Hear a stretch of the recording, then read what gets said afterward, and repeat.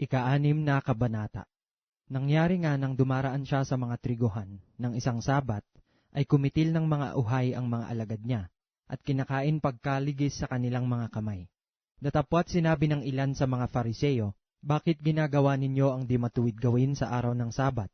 At pagsagot sa kanila ni Jesus ay sinabi, "Hindi baga nabasa ninyo ang ginawa ni David, nang siya'y magutom, siya at ang mga kasamahan niya, kung paanong siya'y pumasok sa bahay ng Diyos, at kumain ng mga tinapay na handog, at binigyan pati ang kanyang mga kasamahan, na hindi naaayon sa kautusan na kanin ni numan kundi ng mga saserdote lamang?" At sinabi niya sa kanila, "Ang anak ng tao ay Panginoon ng Sabat." At nangyari ng ibang Sabat, na siya'y pumasok sa sinagoga at nagturo. At dooy may isang lalaki at tuyo ang kanyang kanang kamay. At inaabangan siya ng mga eskriba at ng mga Fariseo kung siya'y magpapagaling sa Sabat, upang makasumpong sila ng paraan na siya'y maisakdal. Datapwat nalalaman niya ang kanilang mga kaisipan at sinabi niya sa lalaki na tuyo ang kamay, "Magtindig ka at tumayo ka sa gitna." At siya'y nagtindig at tumayo. At sinabi sa kanila ni Jesus, "Itinatanong ko sa inyo, matuwid bagang gumawa ng magaling o gumawa ng masama kung Sabat, magligtas ng isang buhay o pumuksa?" At minamasdan niya silang lahat sa palibot-libot. At sinabi sa kanya, "Iunat mo ang iyong kamay." At ginawa niyang gayon, at gumaling ang kanyang kamay. Datapwat sila'y nangapuno ng galit, at nangagsang usapan kung ano ang kanilang magagawang laban kay Jesus.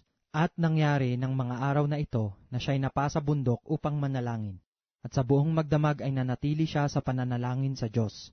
At nang araw na ay tinawag niya ang kanyang mga alagad, at siya'y humirang ng 12 sa kanila, na tinawag naman niyang mga apostol, si Simon na tinawag naman niyang Pedro, at si Andres na kanyang kapatid, at si Santiago at si Juan, at si Felipe at si Bartolome, at si Mateo at si Tomas, at si Santiago anak ni Alfeo, at si Simon na tinatawag na Masikap, at si Judas na anak ni Santiago, at si Judas Iscariote na naging Lilo. At bumaba siya na kasama nila at tumigil sa isang patag na dako. At ang lubhang marami sa mga alagad niya, at ang lubhang malaking bilang ng mga tao mula sa buong Judea at sa Jerusalem, at sa pangpangin ng dagat ng Tiro at Sidon, na nangagsidalo upang magsipakinig sa kanya, at upang pagalingin sa kanilang mga sakit. Ang mga pinahihirapan ng mga espiritong karumal-dumal ay pinagagaling, at pinagpipilitan ng buong karamihan na siya'y mahipo sapagkat lumalabas sa kanya ang makapangyarihang bisa at nagpapagaling sa lahat. At itiningin niya ang kanyang mga mata sa kanyang mga alagad at sinabi, "Mapapalad kayong mga dukha, sapagkat inyo ang kaharian ng Diyos. Mapapalad kayong nangagugutom ngayon, sapagkat kayo'y bubusugin. Mapapalad kayong nagsisitangis ngayon, sapagkat kayo'y magsisitawa.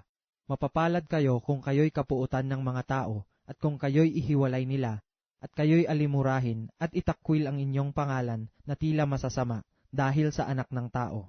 Mga galak kayo sa araw na yaon, at magsilukso kayo sa kagalakan, sapagkat narito, ang ganti sa inyo'y malaki sa langit, sapagkat sa gayon ding paraan ang ginawa ng kanilang mga magulang sa mga propeta. Tatapwat sa aba ninyong mayayaman, sapagkat tinanggap na ninyo ang inyong kaaliwan. Sa aba ninyong mga busog ngayon, sapagkat kayo'y mga gugutom. Sa aba ninyong nagsisitawa ngayon, sapagkat kayo'y magsisitaghoy at magsisitangis. Sa aba ninyo, pagka ang lahat ng mga tao ay mangagsalita ng magaling tungkol sa inyo, sapagkat gayon ding paraan ang ginawa ng kanilang mga magulang sa mga bulaang propeta. Datapwat sinasabi ko sa inyong nangakikinig, ibigin ninyo ang inyong mga kaaway. Gawan ninyo ng mabuti ang nangapupuot sa inyo. Pagpalain ninyo ang sa inyo'y sumusumpa, at ipanalangin ninyo ang sa inyo'y lumalait. Sa sumampal sa iyo sa isang pisngi, iharap mo naman ang kabila, at ang sa iyo'y magalis ng iyong balabal. Huwag mong itanggi pati ng iyong tunika. Bigyan mo ang bawat sa iyo'y humihingi, at sa kumuha ng pag-aari mo ay huwag mong hinging muli. At kung ano ang ibig ninyong sa inyo'y gawin ng mga tao, gayon din ang gawin ninyo sa kanila. At kung kayo'y magsiibig sa mga nagsisiibig sa inyo, anong pasasalamat ang inyong kakamtin? Sapagkat ang mga makasalanan man ay nagsisiibig sa kanila. At kung magsigawa kayo ng mabuti sa nagsisigawa sa inyo ng mabuti, anong pasasalamat ang inyong kakamtin? Sapagkat ganito rin ang ginagawa ng mga makasalanan. At kung kayo'y magpahiram doon sa mga inaasahan ninyong may tatanggapin, anong pasasalamat ang inyong kakamtin? Ang mga makasalanan man ay nangagpapahiram sa mga makasalanan, upang muling magsitanggap ng gayon din. Datapwat ibigin ninyo ang inyong mga kaaway at gawan ninyo sila ng mabuti. At mangagpahiram kayo na kailanman ay huwag mawawalan ng pag-asa, at malaki ang sa inyo'y magiging ganti, at kayo'y magiging mga anak ng kataas-taasan, sapagkat siya'y magandang loob sa mga walang turing at sa masasama. Magmaawain kayo, gaya naman ng inyong ama na maawain. At huwag kayong mangagsihatol at hindi kayo hahatulan. At huwag kayong mangagparusa at hindi kayo parurusahan. Mangagpalaya kayo at kayo'y palalayain. Mangagbigay kayo at kayo'y bibigyan. Takal na mabuti, pikpik, liglig at umaapaw, ay ibibigay nila sa inyong kandungan, sapagkat sa panukat na inyong isukat ay doon kayo muling susukatin.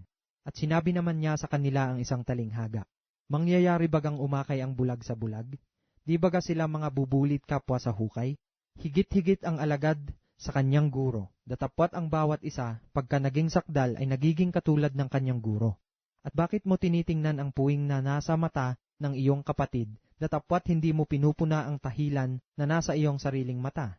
O paanong masasabi mo sa iyong kapatid, kapatid, pabayaan mong alisin ko ang puwing na nasa iyong mata, kundi mo nakikita ang tahilan na nasa iyong sariling mata?